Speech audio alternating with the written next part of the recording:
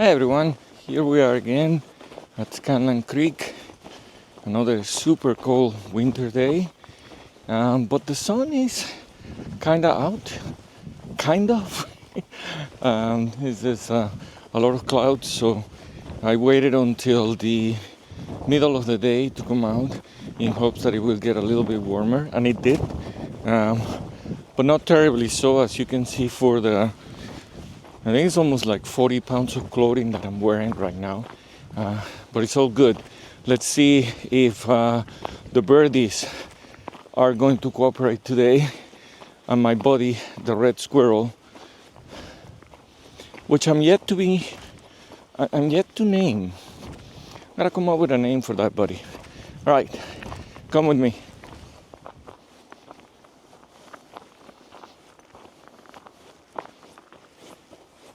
Okay, so this is my favorite place here at Scanlon, and I don't hear anything, but that's not abnormal.